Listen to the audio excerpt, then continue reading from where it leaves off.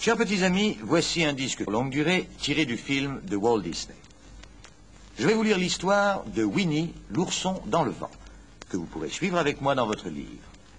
Vous saurez que le moment est venu de tourner la page lorsque vous entendrez la fée Clochette. Elle fera tinter ses petites cloches. Et maintenant, commençons.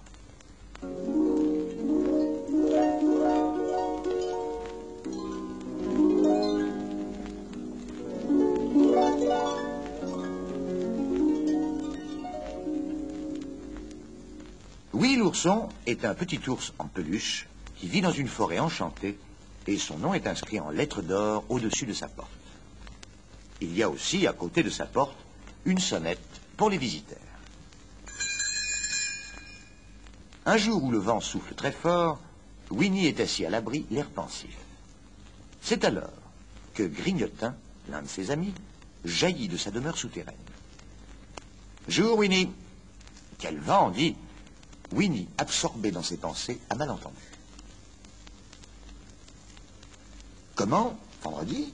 Mais c'est le jour où je dois rendre visite à mes amis. Je vais commencer par Porcinet. » Et après avoir vidé le contenu d'un pot de miel, car les ours, comme chacun sait, aiment le miel, et Winnie est très gourmand, il se met en route. Le vent souffle de plus en plus fort pendant que Winnie se rend. Porcinet a élu domicile.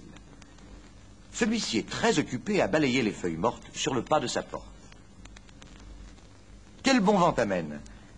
Mais avant que Winnie ait pu répondre, une forte rafale enlève Porcinet dans les airs. Au secours, à moi! Winnie réussit à attraper Porcinet par un pan de son gilet qui, bien vite, commence à se détricoter. Winnie court après Porcinet qui, ballotté au gré du vent, ressemble à un cerf-volant. Au passage, il traverse la maison de Bourriquet et le plant de carottes de Coco Lapin. Soudain, une bourrasque encore plus forte arrache notre petit ourson à la terre ferme et le projette, ainsi que Porcinet, contre la maison de Maître Hibou au sommet d'un arbre. Maître Hibou n'a pas l'habitude de recevoir des amis, car peu d'entre eux peuvent s'élever jusqu'à son domicile au perché. Néanmoins, il invite nos deux compères à prendre le thé. C'est alors que le vent se met à souffler en tempête et l'arbre qui abrite la maison de Maître Hibou s'abat sur le sol. Dans la forêt enchantée, tous les amis de Winnie viennent proposer leur aide à Maître Hibou. Mais c'est Bourriquet qui a la meilleure idée. Il cherchera une nouvelle demeure pour Maître Hibou. La nuit succède au jour et la journée de tempête devient une nuit de tempête. Winnie décide qu'il sera mieux au lit, mais il entend tous les bruits de la nuit et le vent dans les hautes branches. Soudain, il entend un bruit tout à fait inhabituel. Winnie saute de son lit, allume sa bougie et regarde autour de lui. Il décide alors d'être très courageux et même très téméraire. Qui est-ce? Montrez-vous. Mais il espère surtout que personne ne répondra. Alors, un drôle d'animal bondit dans la pièce.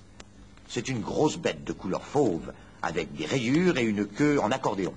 « Salut, je suis Tigre Dingo. »« Enchanté, répond Winnie. C'est donc vous qui faisiez tout ce bruit.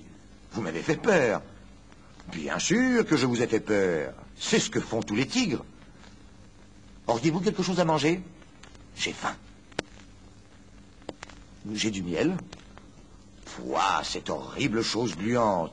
Si c'est tout ce que vous avez, je ferais mieux de m'en aller. Au revoir, l'ourson. Un de ces jours. Le vent continue à souffler et la pluie se met de la partie. Il pleut de plus en plus. Au matin, la forêt enchantée est inondée. On croirait un grand marécage.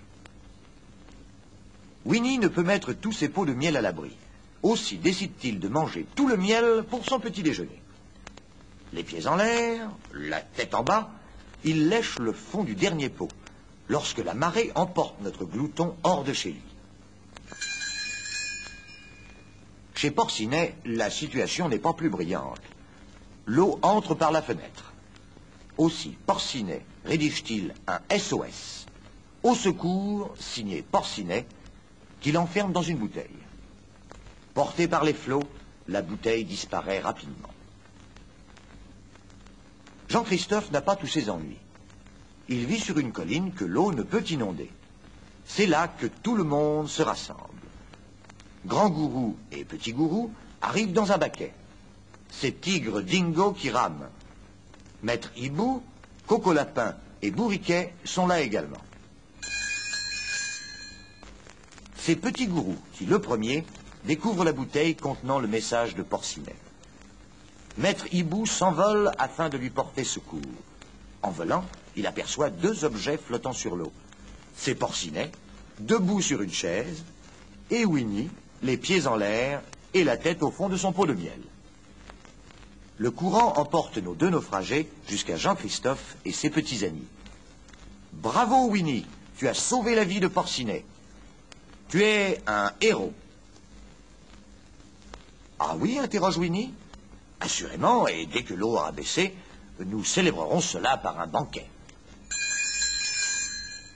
Enfin, la pluie s'arrête, et Jean-Christophe donne le banquet promis. C'est alors que survient Bourriquet, l'air très fier de lui. J'ai trouvé.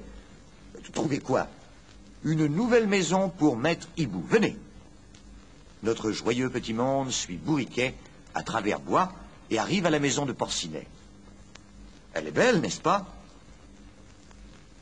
Magnifique, mais c'est la maison de... Porcinet interrompt Winnie et dit: elle est vraiment très belle et appartient désormais à Maître Hibou. C'est là un très beau geste, dit Winnie à Porcinet. Et toi, tu viendras habiter chez moi. Le banquet prévu en l'honneur d'un héros fut donné en l'honneur de deux héros. Winnie, qui a sauvé Porcinet, qui a donné sa maison à Maître Hibou.